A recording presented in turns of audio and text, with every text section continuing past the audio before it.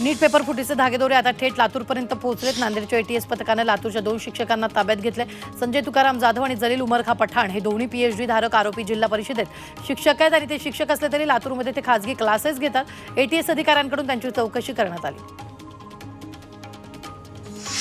नीट paper फुटी प्रकरणाची आता सीबीआय चौकशी करणार आहे। बिहारमध्ये दाखल झालेल्या गुन्ह्याच्या आधारावर सीबीआय नवीन गुन्हा दाखल करणार आहे। संपूर्ण प्रकरण आपल्या हातात घेऊन सीबीआयकडून पेपर फुटीची चौकशी केली जाणार आहे।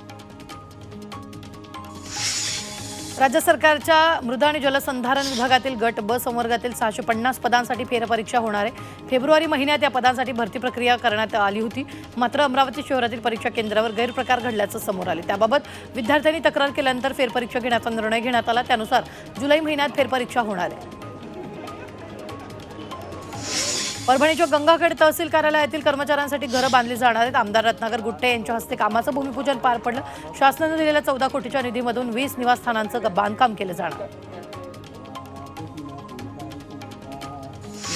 अकोला जिल्ह्यातील अकोटमधील पठार नदीला पूर आल्यानं तयार केलेला पर्यायी रस्ता पाण्याखाली गेला। नदीवर नवीन पुलाचं बांधकाम सुरू असल्यामुळे पर्यायी रस्ता तयार करण्यात आला। मात्र जोरदार पावसामुळे हा पर्यायी पूल पाण्याखाली गेला।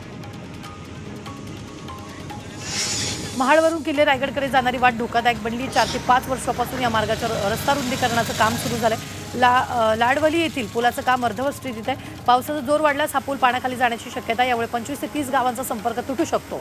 त्यामुळे या पुलाचं काम युद्धपातळीवर पूर्ण करण्याची मागणी होते।